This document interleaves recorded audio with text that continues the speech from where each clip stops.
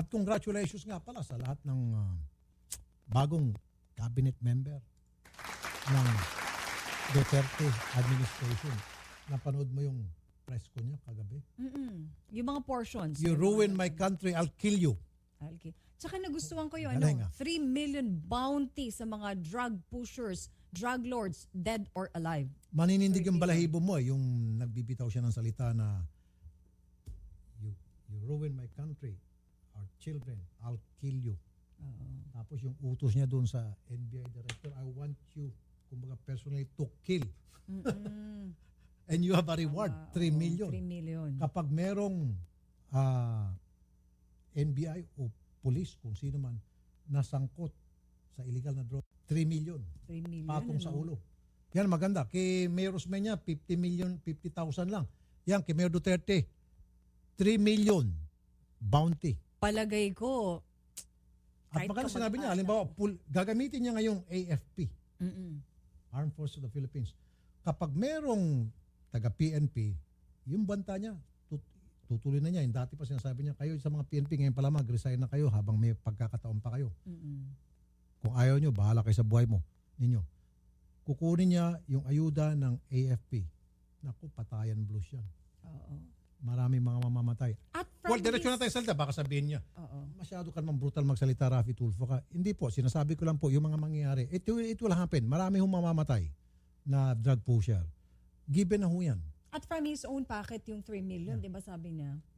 Marami ho tayo makikita, mabubulagta po ng mga miyembro ng PNP, miyembro po ng PDEA, or even NBI. Na sangkot sa droga.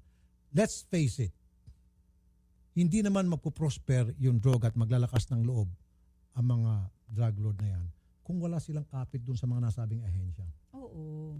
Maging sa naman. judiciary, maging sa Executive, legislative, executive. meron yan. Meron yan. Mga politiko, meron yan. Now, pag umpisa ng July 1, yan yung mga tatargetin. Ang uunahin din sa targeted, yung mga galamay. Yung mga tumutulong sa mga drug lord na yan. Yun ang unang-unang mga matutumba. So yung mga matataas na sa pinaka... Basta, marami hula ako. Fearless forecast. Marami, nag-uumpisa, hindi pa nga nakakaupo si Mayor, si President-elect Duterte. Ang dami na mga natutumba na he hasn't lifted any finger yet. Oo. Meaning, kusa lang, gumagawa ng remedyo, kaya naman pala eh. Yung mga tauhan ngayon ni Pinoy, kasi yung mga nakaupo ng mga pulis, tauhan ni Pinoy yan, mga appointed ni Pinoy yan. Ngayon pa lamang, meron mga nang kamatay na. Eh lalo pa siguro pag may reward na, pag umupo na. Lalo pa siguro kung siya na formally, mismo ang nakaupo. Officially nakaupo Ngayon pa lamang na. po, may nababalitaan na tayo na patay sa enkwentro, pinaghinalan drug lord, nanlaban, namatay. Ngayon lang ha, di ba? Ito, the past few days. Eh so much more kung si President Duterte na nakaupo, marami hong mamamatay na drug lord. Wala akong sinasabi kung paano sila mamamatay. Basta't marami mamamatay na drug lord. Eh sinabi kasi ni President Duterte, you ruin my country, you ruin my children, our children, I'll kill you. Stop. STOP. Ha? Oo. Diba? Pag sinabi niya, stop. Matindi Nandiyan yung na si the beast. Beast. Beast. Kilala mo sino siya? Beast. Beast, B-E-A-S-T ba? Yan. Beast. The beast president Ayun. of the Philippines.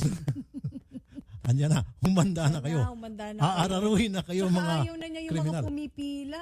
Yung kawawa naman kasi talaga, idol. Bayad Yes. ka na nga, tapos pababalik-balikin ka. Ayaw niya yon. Kaya nga kayo mga protector ng mga drug lord, drug pusher. Naku. Bilang na ang maliligayang araw nyo. Amen. Be sure to come back. Use 5 everywhere. Copyright 2016.